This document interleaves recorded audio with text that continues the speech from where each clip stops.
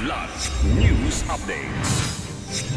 Mga balita ngayon, 2 NPA patay sa panibagong engkwentro sa Tapaz, Capiz.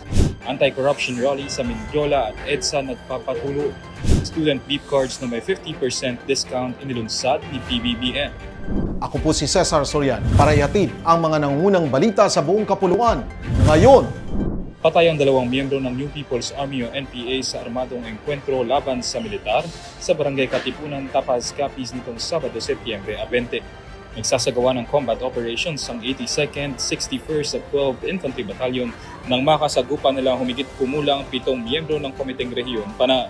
Na-recover sa lugar ang 2 bangkay ng mga rebelde, 2 M16, isang M653 rifle, isang rifle grenade, mga pampasabog, bala, magazine at personal na gamit.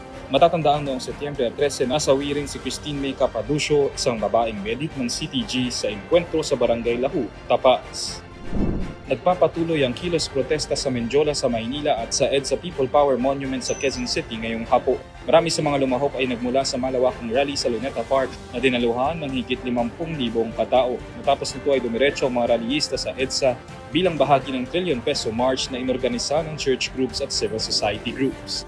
Ilang mga kilalang personalidad, mga leader ng simbahan at ilang student leaders ang lumahok sa anti-corruption rally na idinaos kasabay ng ika-53 taon ng martial law.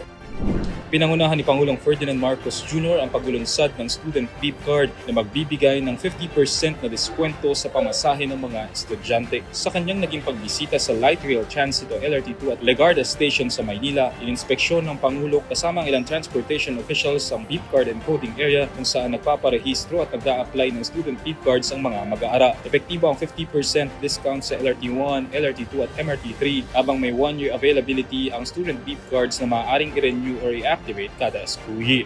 Sinimulan na rin kahapon ang implementasyon ng on-the-spot printing sa lahat ng concessionary beep cards na nagbabawas ng 10 hanggang 20 minuto na pagpila sa ticket counters. Ayon sa Pangulo, bahagi ito ng patuloy na pagmodernisa ng sistema ng transportasyon at pagpapagaan sa pasanin ng mga commuter lalo na ng mga estudyante.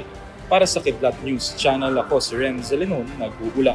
ako po si Cesar Soriano, kasama nyo sa bawat pagputok ng balita.